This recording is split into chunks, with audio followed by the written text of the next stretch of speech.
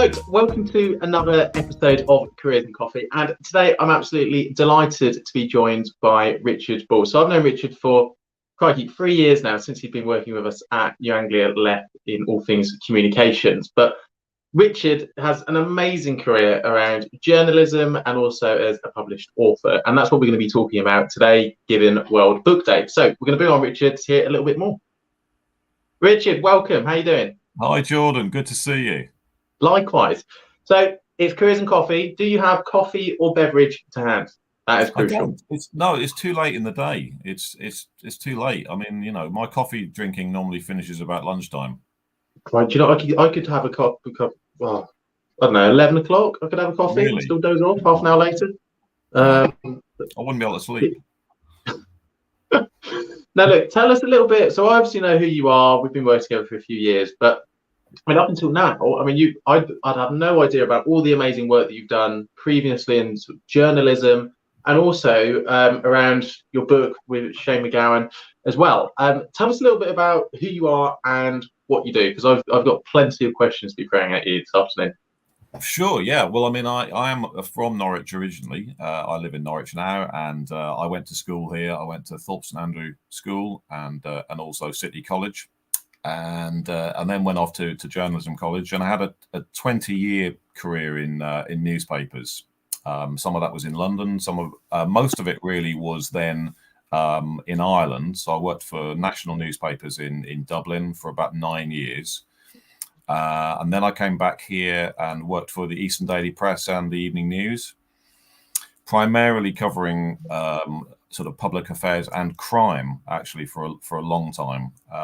In fact, I was recording something with the BBC recently, which is going out this month as part of the We Are England series of documentaries about a case that I covered. So that it's interesting how your past lives sometimes catch up with you. Every so often, somebody gets in touch and says, "Oh yeah, you covered such a murder case, 25 years ago."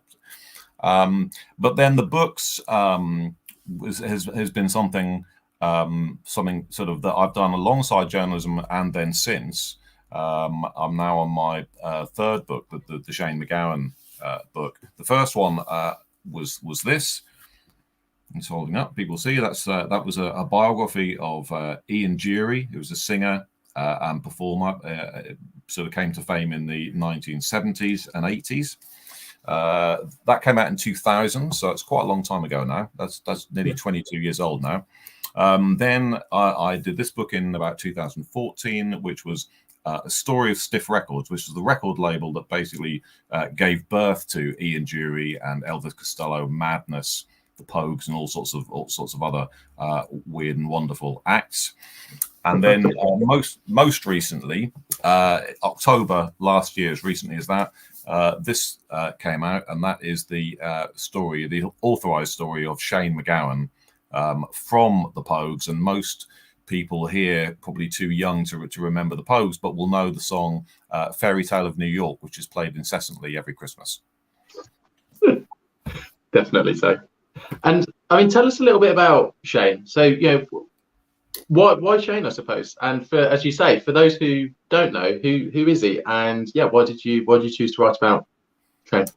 I think it's always really good idea to in all areas of writing to try and write about things that you're really passionate about yourself, and I think that would be one of my bits of advice to people listening, younger people, is write about stuff that you're really passionate about and that you really believe in and have an enthusiasm for. So I'm a massive music fan. I have always been into music right since I was at school, into pop music. Spent pretty much my life going to gigs, and I saw the Pogues actually supporting Elvis Costello. This was in 1984 at the UEA, the University of East Anglia. They were the support band. Never heard of the Pogues. No idea who they were. Really loved them, and then kind of followed their career.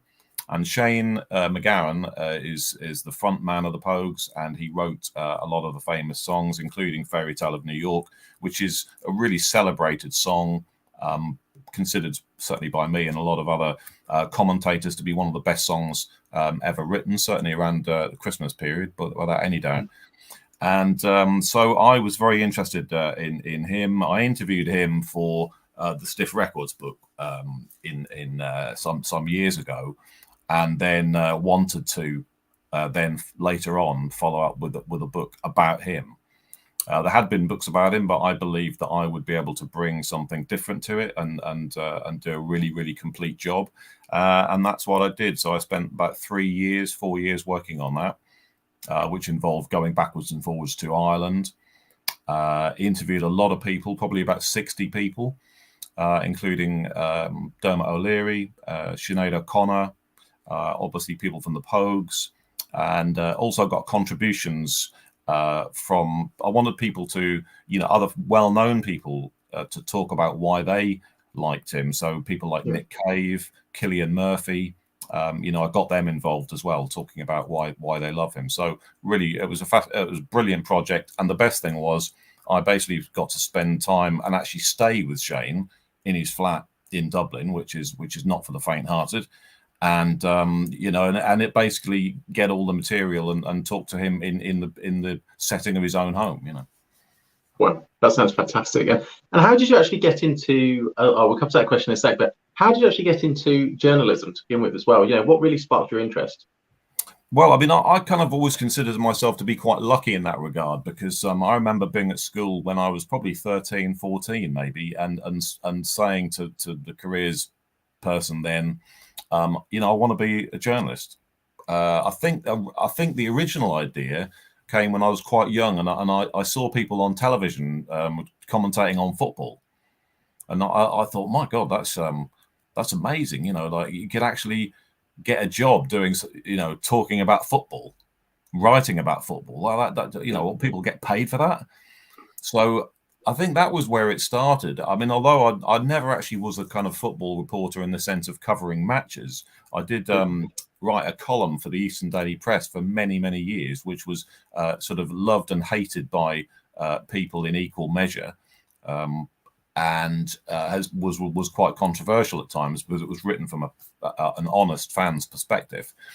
And this was kind of before people started doing blogs and stuff. So that was something that I wrote about. But how did I get into journalism? Really, I did my A-levels at City College, applied to journalism college, and that was at Harlow in Essex. Did a year pre-entry course into newspaper journalism, and at that point, really, all of us from the course then dispersed onto local papers. So I started on a paper called the Enfield Gazette in North London, and that's where I kind of did my my training and became a news journalist. Sounds fantastic. Thank you. And I want to come to the question that we've just had posted. So, who is the most exciting or scary person that you've ever interviewed?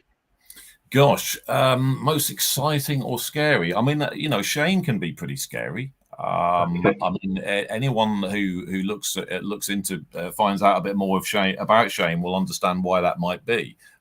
He's lived a pretty wild life, so I think he didn't actually. It wasn't really that scary when I got to meet him. But sometimes you can be quite intimidated by the idea of meeting somebody. I mean, I have interviewed people in prison a lot when I was doing crime. So I've interviewed people who were, murder suspects and people like that. So, yeah, I mean, there's been some real scary moments because when you're a newspaper journalist, particularly when you're writing about crime and you're sent off to knock on somebody's door, you're never really sure what kind of reaction or reception that you're going to get. And certainly covering crime and trying to run after people outside courthouses. It's not. If you're sort of shy of talking to people and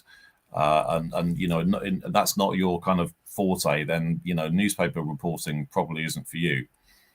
Sounds like you need a good pair of legs as well if you are running after folks. Definitely. Next question for you. So, what did you study at City College, Norwich, before you went off to journalism college?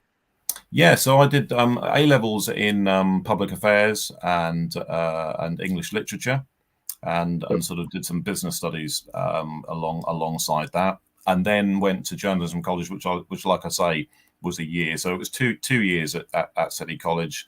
I'd done my schooling at Thorpe St Andrew, and done my O levels as they were then, GCSEs now, and then went to City College and really enjoyed City College a lot. I think that kind of environment was definitely for me. Yeah, fantastic.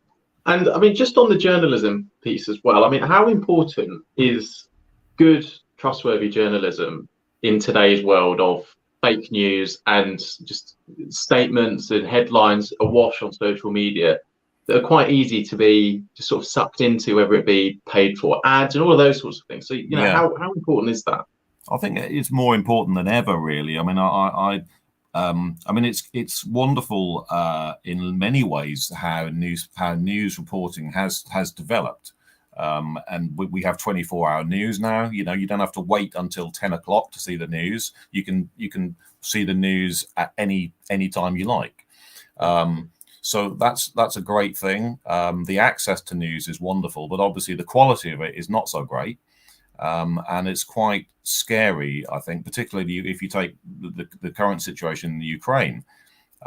You're looking at information, particularly online, outside of sort of main news reporting, and it's very difficult to know what to believe. And that wasn't the case so much in the past. When I worked on newspapers, we had to check.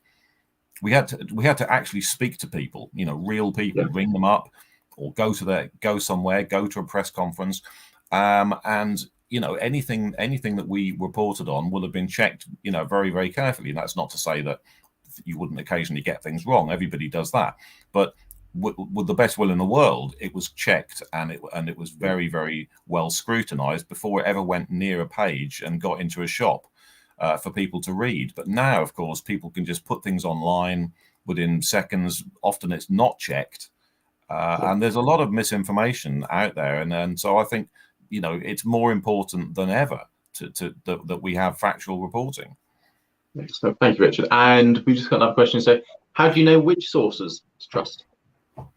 I think you have to. I think a lot of that is using your own judgment. I mean, clearly, when you're talking to when we say trust as well, I mean, there's a difference between sort of agreeing with and trusting. So you could talk to somebody in government and say, well, that's a reliable source because they're in government. You might not necessarily agree with, but it may be they're putting a political side of things, but at least the important thing is that you report that accurately. If it's in terms of sources, I mean, when I was writing about crime and covering murder cases, and I did that for years and years, I mean, that's where I think you have to use your own judgment, really. I mean, if somebody is telling you that a particular person may have been involved in a violent crime or whatever it is, you have to kind of look at the background of that person and think, is this somebody that is going to be reliable, or are they saying this for other reasons? And I think a lot of that you kind of learn as you go along, and you learn who to trust. But I think ultimately you need to. I think that's why it's important to talk to as many people as possible. For example, with the Shane book, I could have written a biography of Shane without speaking to 60 people. I could have talked to 10 people, but I think the more people you talk to, the more accurate a picture you end up with. Agreed. Thank you. And next one. So, how do you decide on the subjects of the books that you've written? I mean, it's just literally down to personal taste. I think, like I was saying at the beginning, it's really important to write about something that you're passionate about. A publisher could come to me and say, "Do you want to write a book about, Taylor Swift?" I might make more money doing that.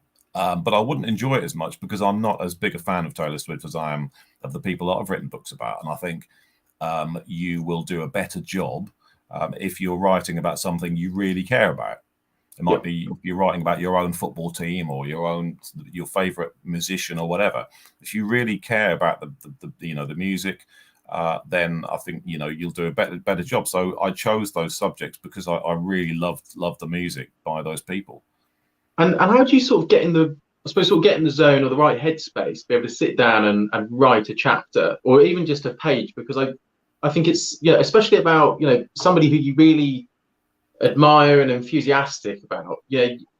Sort of how do you get in the right zone? Because you can't just sort of wake up and think, right, I'm going to write half the book today. Yeah, I think it's really important to try to tread a line. It's a bit of a tight. It's like walking a kind of tightrope, really. Particularly if you're doing a book with somebody. Although when I say with Shane, it's not quite the normal kind of way that you describe doing a book with somebody. But anyway, I think what I'm trying to say is that you as much as you might love the music and you might be a massive fan of the person, you also have a responsibility, I think, as a biographer, to tell the truth as far as possible. And one of the things that a lot of the reviewers have picked up on in relation to A Furious Devotion, which is the Shane book, is how honest it is, actually. And reviewers have commented on how surprised they are, how kind of blunt it is. And I personally think it's better for that. Otherwise it just becomes a kind of hagiography. It's just a whitewash, really. Yeah, that's good. That's a far truer reflection, I suppose. I suppose my next question is, what are sort of the skills that you take from being an author, and I suppose how do you apply much of those to your own day-to-day work? Yeah, I think, like I say, I think I was lucky that, the one skill that I really had in life, probably, throughout and sort of emerged at school, was writing. I wasn't that great at school. I was no great shakes as a student at school, but I obviously had some kind of ability for writing and for getting information. I think I was curious. I think having a curiosity is really, really important, because then I think you will ask the right questions. You'll ask more questions. Some of those questions won't be the right ones, but the more you ask, the more likely it is that you'll get to some kind of truth, or something that people will agree is something like the truth. And so, that skill I think I've taken through life, really, and I've used it in newspaper journalism. I've used it in writing books about music, and also in my work as a communications person at the LEP, and I've worked in communications now since 2007, so I've been doing that an awful long time as well, only 15 years. And although there's a lot of different skills involved in communications, actually, being able to write concisely and clearly is something that I have to say a lot of people I find can't do. So particularly concisely. There is an argument that writing for the Sun is easier than writing for the Guardian, because if someone says you've got 1,000 words and someone says you've got 100 words, I know which of those two is the harder to achieve. Yeah. So I think that kind of skill set is something that, and actually is something that people could take to lots of different jobs, actually.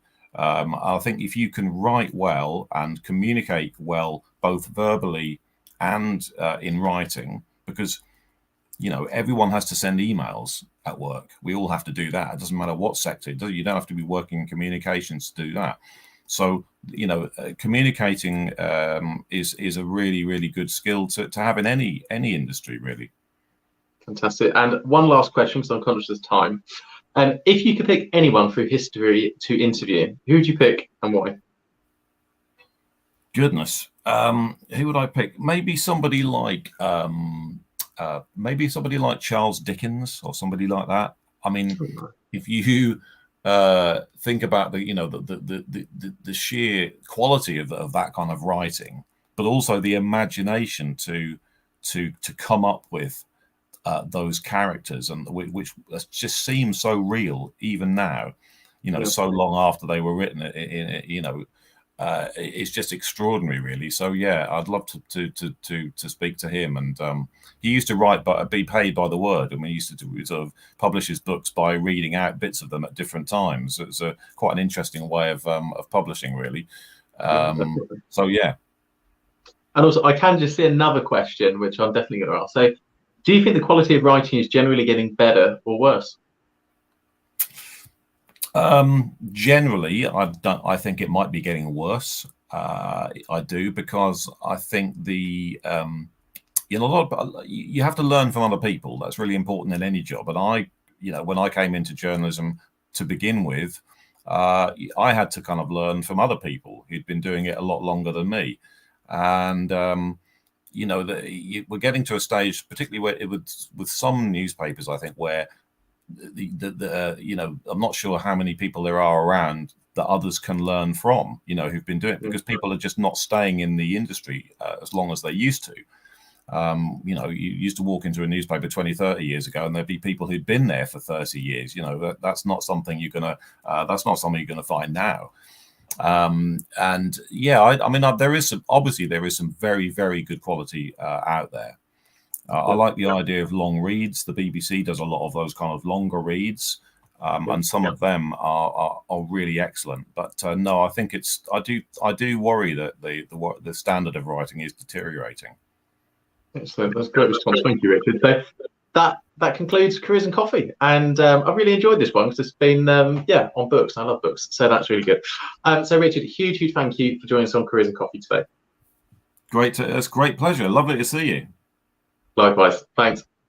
So folks, that's Richard Bowles talking to us all about books and all about being an author and his communications and journalism career as well. So huge thank you, Richard, for joining us for this afternoon's Careers and Coffee. Now, obviously, tune in next week, Wednesdays, 4:30, for more Careers and Coffee. Thank you.